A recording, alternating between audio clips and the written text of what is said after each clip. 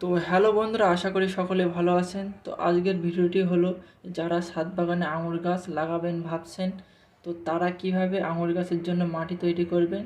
তো বন্ধুরা চলুন ভিডিওটি শুরু করা যাক।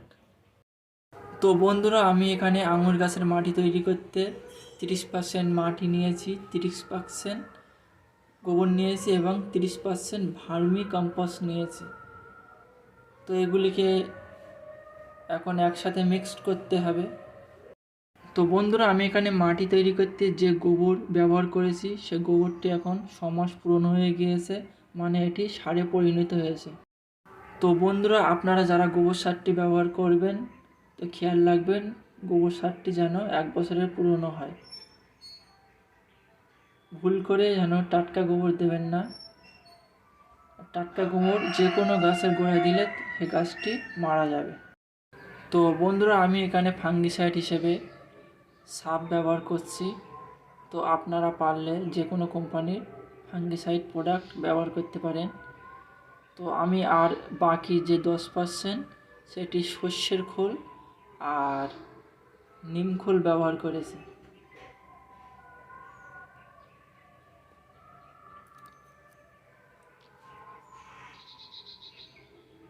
তো আমি এখানে 1 কেজি নিম খোল নিয়েছি, তো তার মধ্যে 900 গ্রাম দিয়ে দেবো। আর আর 1 কিলো সর্ষের খোল নিয়েছি, তো এর মধ্যে 900 গ্রাম দিয়ে দেবো। তো বন্ধুরা, আমি এখানে কোনো রকম রাসায়নিক সার বা কীটনাশক সার ব্যবহার করব না, সম্পূর্ণ জৈবিক পদ্ধতিতে করব। কারণ এই মাটিতে আমি আঙুর গাছ লাগাবো, আর আঙুর গাছে ফল হলে তা পরিবারের লোকজনই খাবে। তো এগুলোকে এখন আমি মিক্স করে নেব। তো বন্ধুরা, আমি আমার আঙুর গাছের জন্যে মাটিগুলো তৈরি করেছি। তো আমি আমার আঙুর গাছের টব পরিবর্তন করব বা রিপেয়ারিং করব। তো এই জন্য আমি এখানে একটি প্লাস্টিকের ক্রেট ব্যবহার করেছি। তো আপনারা পারলে যা খুশি ব্যবহার করতে পারেন।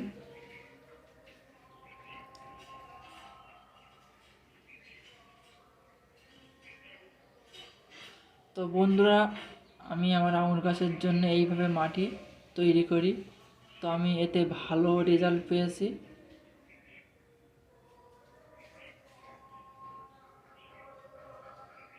তো আপনারাও চাইলে সম্পূর্ণ এইভাবে মাটি তৈরি করতে পারেন জৈবিক হিসেবে। তো বন্ধুরা, এইভাবে মাটি তৈরি করলে তো গাছের গোড়ায় 1 বছর কোনো প্রকার সার ব্যবহার করতে হবে না। তো আমি আমার আঙুর গাছের গোড়ায় এইভাবে মিক্স করা মাটি ব্যবহার করেছি। তো রেজাল্টটা আপনারাই দেখে নেবেন।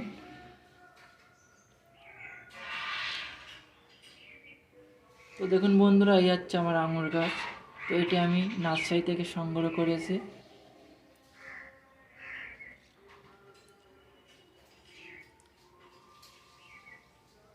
তো এখানে আমি যে প্লাস্টিকের মধ্যে যে মাটিগুলো ব্যবহার করেছি, তো এই পদ্ধতিতে মাটি ব্যবহার করেছি। তো দেখুন বন্ধুরা, আমার আঙুর গাছটি এখন কত বড় হয়ে গিয়েছে। তো এটির জন্য এখন বড় টব দরকার, সেই জন্য আমি এই প্লাস্টিকের ট্রেটি নিয়েছি বড় টব হিসেবে। তো এখন আমি রিপেয়ারিং করব বা টব পরিবর্তন করব।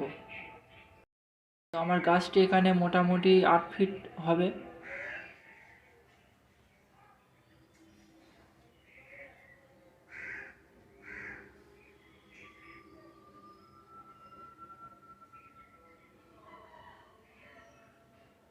তো বন্ধুরা, আমি এখানে এক হাতে ক্যামেরা এবং এক হাতে রিপেয়ারিং করছি। তো আপনারা বুঝতেই পাচ্ছেন, তো একটু অসুবিধা হচ্ছে।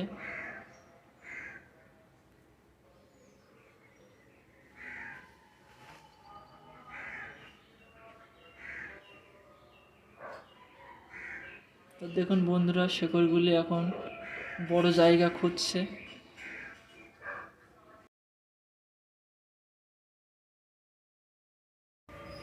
তো বন্ধুরা, আমি এখানে কিছু সাদা বালি নিয়েছি,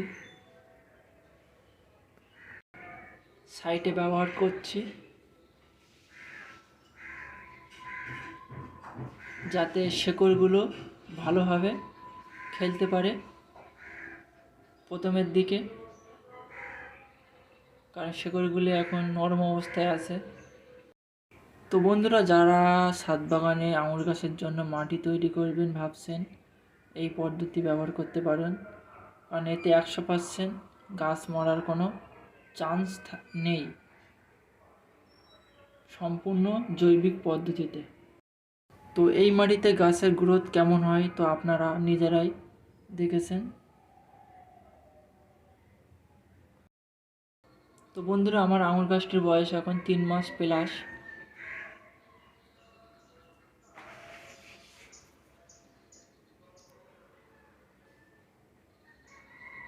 তো এটি প্লাস্টিকের ব্যাগে ছিল বলে ভালোভাবে বেড়ে উঠতে পারিনি।